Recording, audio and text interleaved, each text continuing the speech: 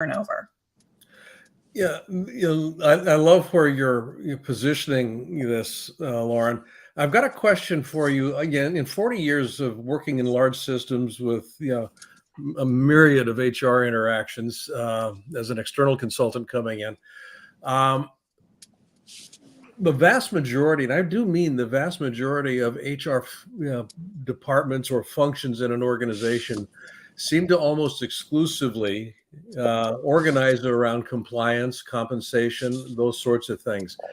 There's a few of them that stand out that were actually seen as strategic partners to the running and the health and well-being and ultimately the thriving of the organization.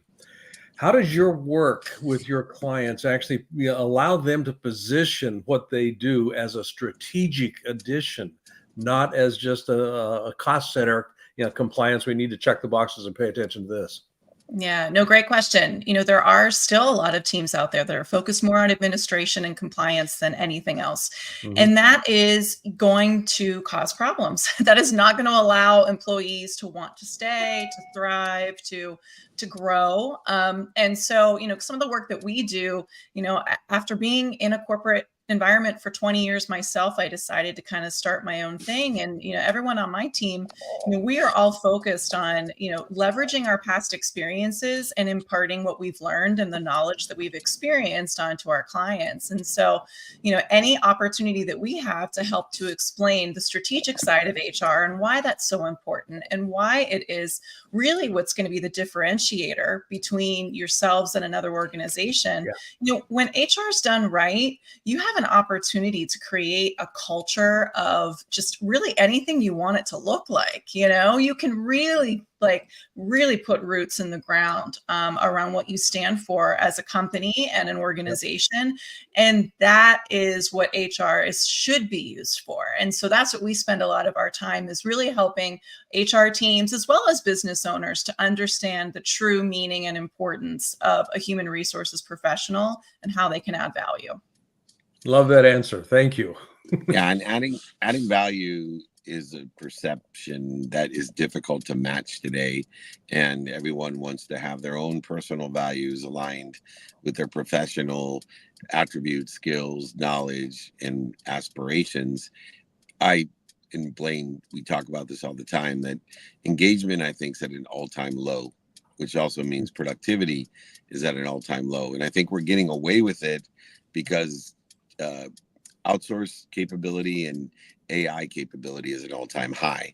And I don't think that the old geezers out there running the company really realize how efficient their employees are. And there's this, you heard about the great resignation. I believe there's the great con going on right now with the majority of employees are not engaged, but they're utilizing outsourced as well as technology in order to effectuate a higher level of productivity than when they were engaged. But as Blaine and I both know, energetically, if you're not engaged, the engagement dissipates, dissolves, and eventually disappears, and then you're unhappy, and then you leave. How can we solve this problem of engagement because of the efficiencies of being able to do so much in so little time? Yeah, no, it's a great question. And I don't think we have the answers yet. What's great is we're in the midst of it, right? So, we can try things and see what works, but AI is it's here and it's going to keep evolving faster and faster year over year. I think that what employers are missing is that they don't necessarily take an active look at their workforce structure and what that strategy looks like. You might have 4 or 5 people doing the exact same thing, but because of technology advancing over the last, 4 to 5 years, maybe you only need 2. To really kind of create, a function that's operational, but also leveraging outsourcing and AI in a way that is productive and effective. And I don't think that, employers look enough at workforce strategy on a regular basis. And now that technology is moving faster than it ever has, that is something that's important to be doing on an annual basis. If you, fill up the plate of your employee with meaningful work, with not just tasks, but also, opportunities for growth and projects and an ability to be heard and contribute their voice to certain projects and the direction of a company, you're going to see that the engagement goes up. And they're going to be able to get more work done leveraging technology, but they're also not necessarily going to feel like they're put in a box.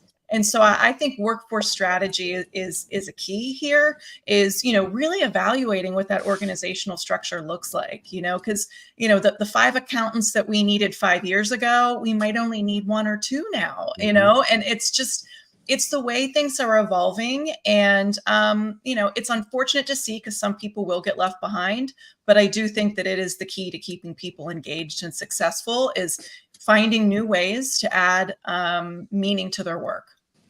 And that's the quantified value that you provide. And we need people to help strategize, because it's amazing.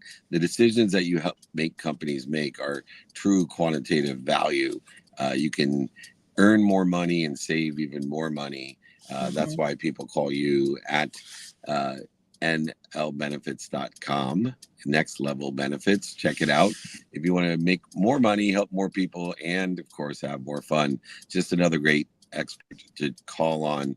Lauren Winans, thank you so much for joining us. Thank you both. Thank you so much, Lauren. David. Thanks, Blaine. Take Great care. job. We'll have you back. Bet. Thanking you. All right, rocking and rolling. I'm flying Hey. blind here in Chicago. It's a beautiful day with beautiful people, and not quite sure that our last guest is here or not, but Mickey Kennedy is. Mickey There we Kennedy. go. Hey, there we go. How are you? Talk about experts. We got the PR ninja himself is joining us here today. And PR, just like HR, has dramatically changed over the years, and the social silos that exist and the differentiators and how to build a brand and effectuate what that brand should look like. Media and press releases are one of the areas that definitely have changed because of the perpetual nature and the amplification that can be utilized that wasn't necessarily there in the traditional PR sense. Mickey, first of all, thank you, of course, for joining us. Sure. We appreciate that. How has the press release itself changed from the old PR newswire days? I think that the addition of video and photos and things like that have changed. I also think that the type of photos that the media wants has changed. It used to be everything had to look like it was done in a studio.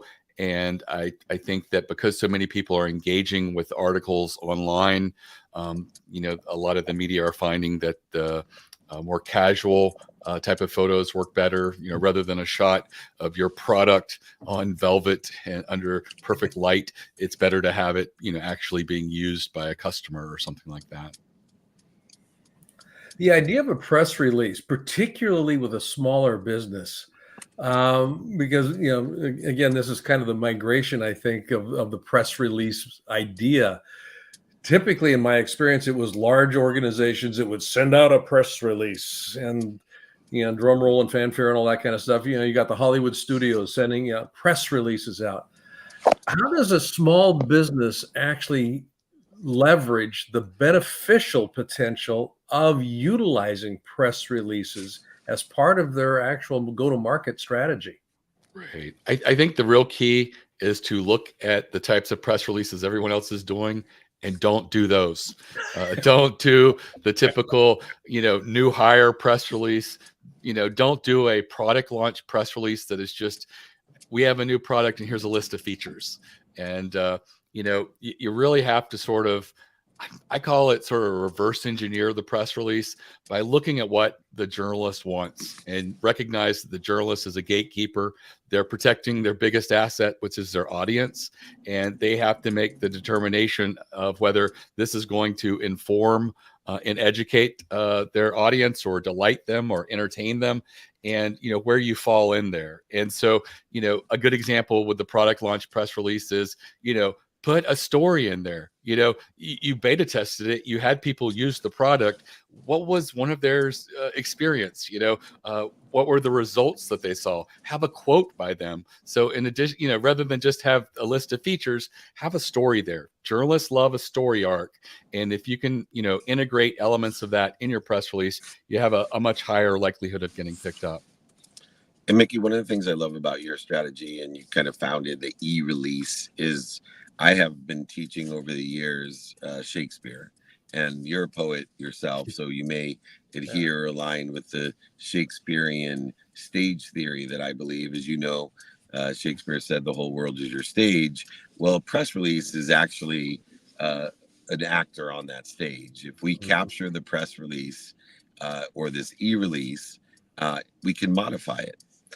We can amplify it and perpetuate it so that the whole world, the 7.6 billion people or so that are available, a total addressable community that only Shakespeare deemed to be a reality thousands of years ago, is now an actual reality.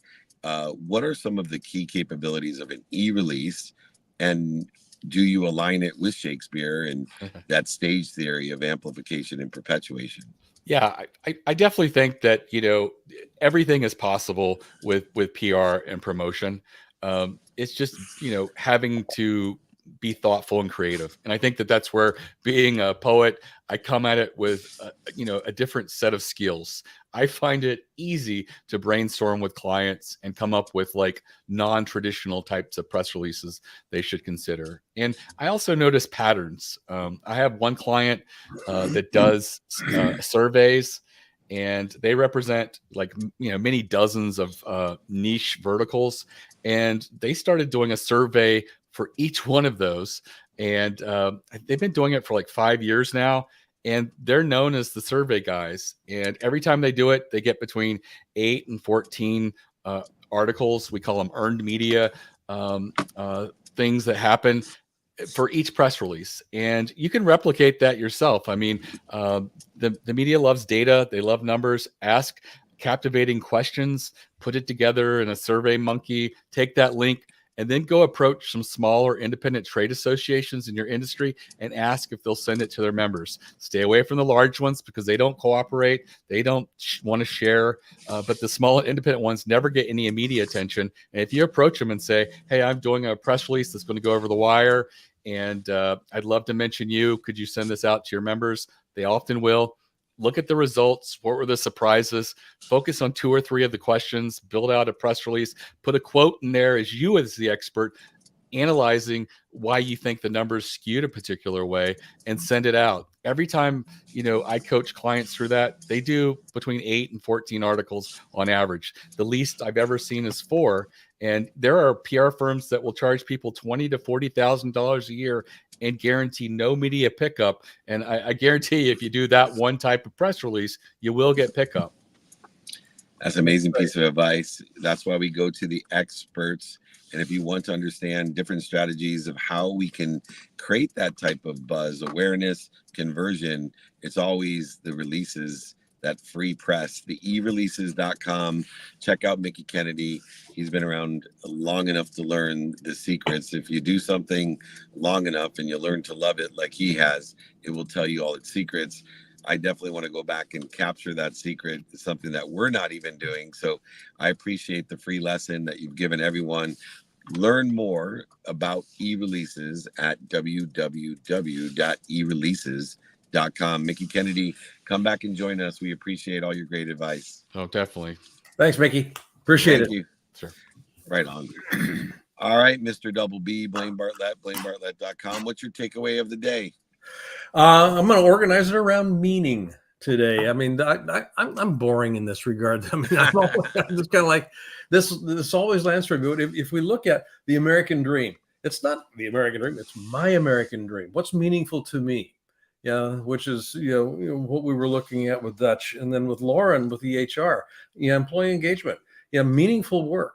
How do you keep people, and from a strategic positioning perspective, if HR can actually design processes, procedures, and structures that make it accessible, meaningful work accessible, you're running with gold here.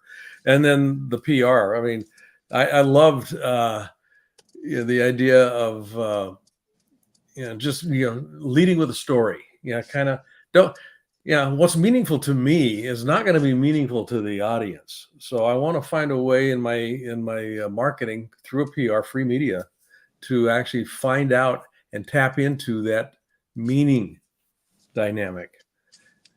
I love that. And for me, my takeaway is how applicable is what we did yesterday to what has changed today, the time, emotion, value that has changed today. And because of the acceleration of change is always omnipresent, obviously, but the amount of change and the speed in which things change creates a huge opportunity, a differentiator in the market for those that are looking to see what have we done yesterday that we now have learned and can be applied to these changes, and the flexibility of being able to move quickly and to go against the traditional way of employment, the traditional way of press releases, and even the traditional way of the American dream. The better we're off, and the better differentiator, appreciation of value and differences we all will share in. I love sharing my time with Blaine Bartlett. That's compassionate capitalism right behind him. Go to blainebartlett.com. He's one of the greatest business and mindset coaches in the world. And that's an understatement. I'm blessed to have him and consider him my friend as well. Thank you so much, Blaine. I'll see you next week. Okay, my friend. Love you. Have a great time in Chicago. I will. I got the amazing Mia Meltzer with me. Rolling Stones featured her with her amazing company Muse and what she's doing. Thank you, Blaine, for joining me. Mikey, you could drop Blaine. Thank you. There we go. All right. We're in Chicago. We are about 45 minutes away from a meetup at 3:30 at the Waldorf Hotel. So if you're at the last minute downtown Chicago, come and join us. Remember, we will be at SoFi next Tuesday. I'll be in Madison this weekend as well, Wisconsin. SoFi on Tuesday. Then we'll be in Las Vegas Wednesday, Thursday, Friday. Meetups, VIP dinners, and then Orange County VIP dinner on the 13th as well.